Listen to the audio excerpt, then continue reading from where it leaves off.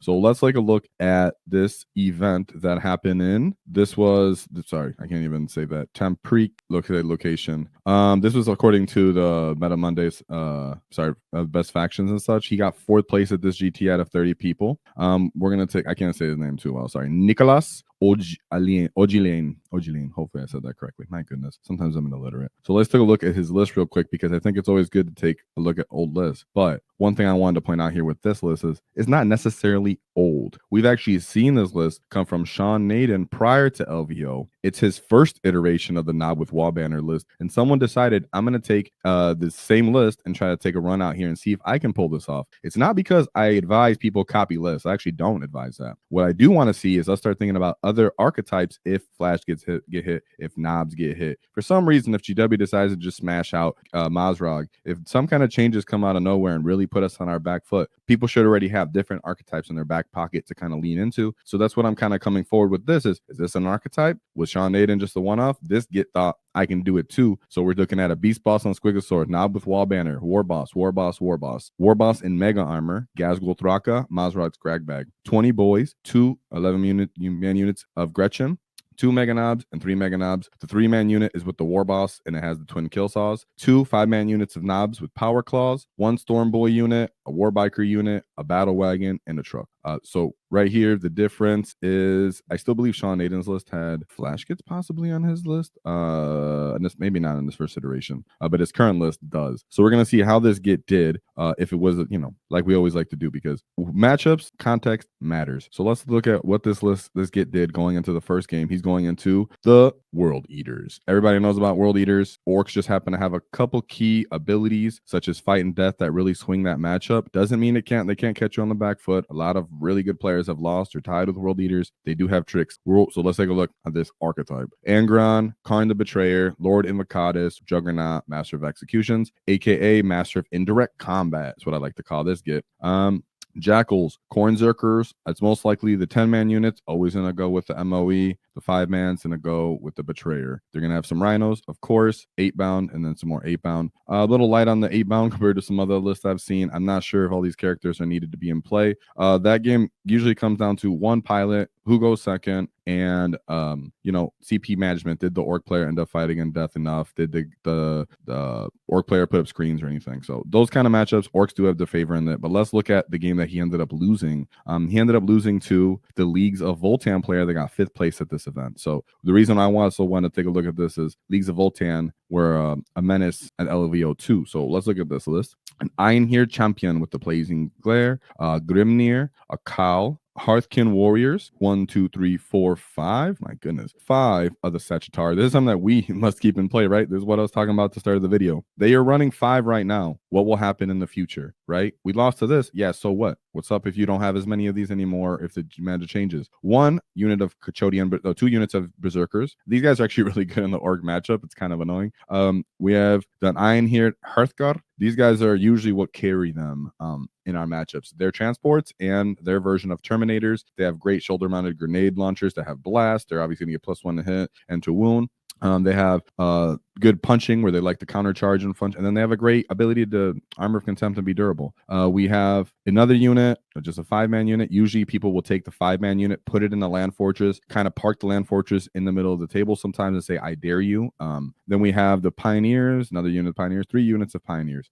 3 Pioneers is actually pretty good, coming on and off table, scoring for them. And the volume, the odd strength of their gun being 6 is just enough to actually deal with Orcs. These guys, as a whole, as a faction, have just a bunch of volume, a bunch of different keys to deal with Orcs because they're too cheap for what they do and they have just the right tools. Nothing bad to lose there, but we're seeing the trend that matches up with the stats that we look at, that even in the best players, people that are doing great, they'll lose to them, not just the casual people at our local store. So here we have, going into his third game, Black Templar. So as the stats said, this game go back and forth. We're a lot of 50% win rate here. I think it comes down to the detachment a lot of the times. So we have Iron Storm Spearhead. I used to think this was just like the go-to for Black Templars. Over the weekend, I learned a little bit more that, hey, there's other ways to play, such as the Firestorm is really good, and then Gladius is obviously really good. I've heard, of course, we all know about Art of War saying things, but to see it on stream and different things like that is just different. So we have a Tech Marine, another Tech Marine. Of course, one has our target Auguring Way, and then Master of the Machine. One you I don't know blasters. I know Hellblasters are good, just surprised they're on this list.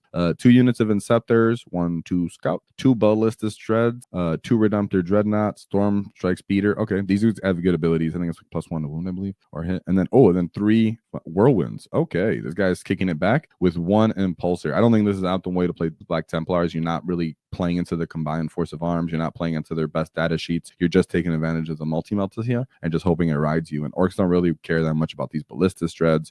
2 Dreadnought Redemptors is just enough that we can just take like throttle to take one down. And then with the Knob with Wall and Banner, I mean, he can just shut down an objective when he does make the charge with all that OC and tag things that don't want to be tagged, such as that Ballistus Dread that doesn't really do much to Orcs. So not surprised about this. That's why it's good to look into context of, how did he end up doing? Because that was a 99-point game. Yeah, very, very good. Not saying like, it's an easy game. I'm saying when you got the tools, you got the cool tools. So Canoptic Necrons. We all know these are guys that are looking a little bit boogeyman-ish. These guys might getting hit, right? Is GW going to say, no, a bit too many of your tons? Guys, also remember, in the chat, feedback me on what you think of these lists, what the changes are going to be, because I'm going to take a look at it right after I take a look at this list, what you guys got to say. I was just trying to get into it today because there's a lot with LVO, and I have a nice presentation for you guys that I'll talk about. We have 2 Catans. We have the Nightbringer, the Void Dragon, Hexmark Destroyer, Technomancer, another Catan, so triple Catans. Canoptic Doomstalkers with the Reanimators, Scarabs, and then 2 Bricks of Wraith, 2 Tomb Blades. This guy used a little bit more utility than I'm a bit used to or used to seeing.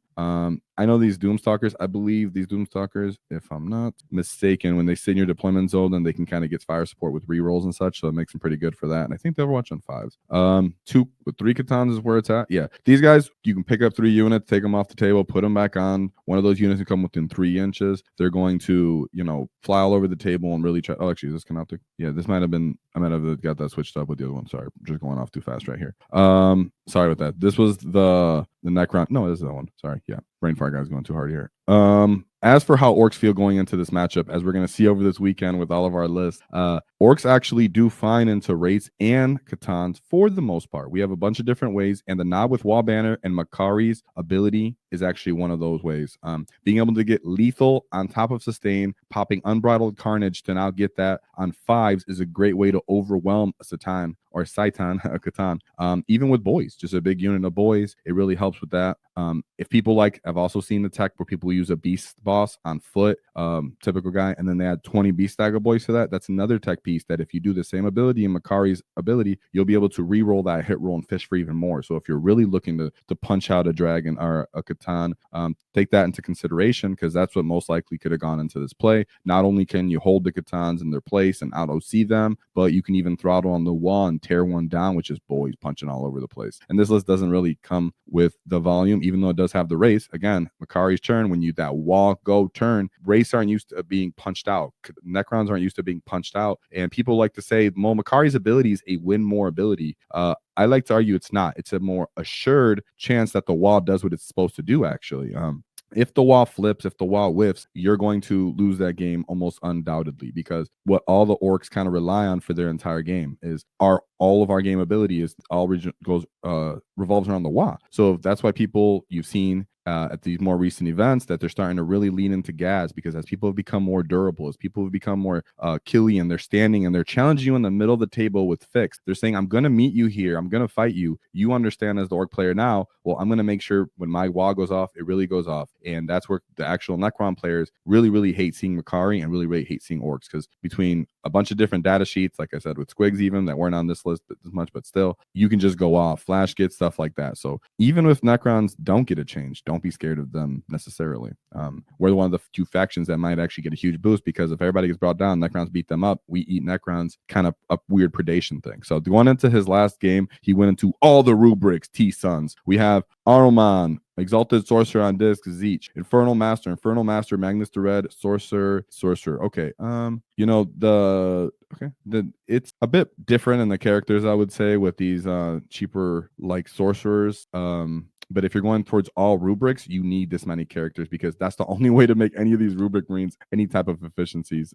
You have rubric marine squad with warp flamers. These are all 5-man units. 2 rhinos, Mutila's Vortex, Cultist, Zangor. So he went all character heavy, probably doing some kind of fixed secondary like we always know. Don't have the bricks, don't have the shots. I don't see that being a necessarily hard matchup. Niklas just ran that boy over with a 99. So keep that in mind. Across the pond, someone decided I seen Sean Naden, and I challenge you, Sean Naden, to attempt what you did with your old version of that list.